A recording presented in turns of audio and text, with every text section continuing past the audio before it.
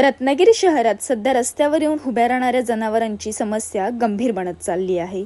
गाई-गुरे रस्त्यावर मोकाट फिरत असल्यामुळे नागरिकांना मोठा त्रास सहन करावा लागत आहे. अनेक अपघात झाले आहेत. काहींनी तर आपला जीवही गमावला आहे. ही अत्यंत चिंताजनक बाब आहे. समाजातील लोक याबद्दल बोलतात, चर्चा करतात, प्रत्यक्षात पुढाकार घेऊन काम करण्याची तयारी मात्र दिसत नाही. हे फक्त भटक्या जनावरांचं प्रकरण नाही, तर अपघात, भीती आणि दुर्लक्षणाची कहाणी आहे. दररोज हजारो लोक या रस्त्यावरून प्रवास करतात, पण पुढचा अपघात नेमकं कोणता होईल हे कुणालाच माहिती नसतं. शहर असो किंवा गाव, रस्त्यावर मोकाट फिरणारी जनावरे आता सामान्य दृश्य बनली आहेत. बाजारपेठांमध्ये, शाळाच्या परिसरात आणि वेगवान महामार्गावरील वाहतूक थांबवते. लोक रस्ता बदलतात, पण समस्या मात्र तिथेच राहते. अनेक वेळा ही फक्त गैरसोय नसते, तर जीवघेणा धोका बनते. नागरिक तक्रारही करतात, पण कारवाई अनेकदा उशिरा होते. हा प्रश्न फक्त जनावरांचा नाही, तर जबाबदारीचा आहे. नमस्कार, माझं नाव ललिता कुंडलिक कांबळे. गेली 35 वर्ष आम्ही कोकण नगरला राहतो. तर आम्ही लोक जाण्यासाठी वाट ठेवलेली आहे गल्लीमधून. त्या गल्लीतनं कुत्र्यांचा एवढा वावर आहे, तर आता माणसं तिथं कमी झालं येणं जाणं. रात्रंदिवस त्या गल्लीत कुत्री झोपलेली असतात. तर आम्ही भरपूर वेळा नगर परिषदेला आम्ही कंप्लेंट दिलेली होती, तर तिकडे काय त्यांनी दुर्लक्ष केलेलं आहे.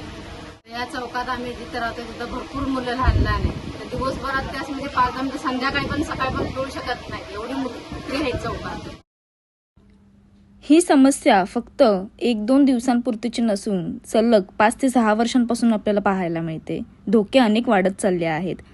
आज जर आपण पाहायला गेलं रत्नागिरी शहरातील अवस्था, मागील 6 महिन्यांमध्ये 30हून अधिक अपघात आपल्याला रत्नागिरी जिल्ह्यात पाहायला मिळाले आहेत. फक्त अपघातच नव्हे, तर ह्या अपघातामध्ये कैक लोकांनी आपले जीव सुद्धा गमावले आहेत. चालत्या वाहनांसमोर आडवी येणारी जी जनावरं आहेत किंवा मध्य रस्त्यात जी जनावरं बसतात, तर त्यांच्यावर काय? तर नक्कीच बऱ्याचशा लोकांनी होणाऱ्या त्रासाला कंटाळून शासन प्रशासनापर्यंत, नगर परिषद पर्यंत पत्रोपत्री व्यवहार असतील किंवा तोंडो जाऊन बोलणं जे काय असेल ते केलेले आहे, तरी सुद्धा शासन प्रशासन याच्याकडे दुर्लक्ष करत आहेत.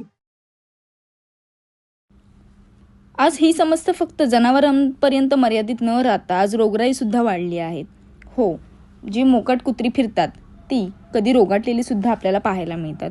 अशा समस्येवर नक्की काय करायचं? या महिला ज्यांच्या घरामधील प्रत्येक व्यक्ती कुत्र्याच्या हातामध्ये येणं किंवा कुत्रा अंगावर धावून येणं किंवा जनावरांमुळे झालेल्या इजांना सामोरे गेले आहेत, अशा व्यक्ती पुढे आल्या आहेत आणि त्यांनी खरंच मला चांगल्या प्रकारे सहकार्य केलं की ताई, तू अशा गोष्टींवर काम करतेस, तिथे आम्हाला सहकार्य करायला काहीच हरकत नाहीये, पण या कुत्र्यांचा बंदोबस्त होणं खूप गरजेचं आहे. ज्या ज्या एरियांमध्ये मी गेले त्या त्या एरियांमधले बरीचशी लोकांना हा त्रास समोर आला, पण त्या त्रासाला समोर जाऊन कुणीही एक पाऊल पुढे यायला मागत नाही, कारण शासन प्रशासन ह्या समस्येला तितकं गांभीर्याने घेत नाही आहेत. लोक कॉलवर तक्रार करतात, प्रत्यक्षरित्या जाऊन भेटतात. ही तक्रार फक्त तक्रारच राहते, त्याच्यावर ॲक्शन काहीच घेतली जात नाही. भटक्या जनावरांवर नियंत्रण ठेवण्याची जबाबदारी नेमकी कुणाची आहे? आत्तापर्यंत किती जनावरे पकडण्यात आली आहेत? तक्रार आल्यानंतर कारवाईस किती वेळ लागतो? पुढील काळात कोणती पावले उचलली जाणार आहेत?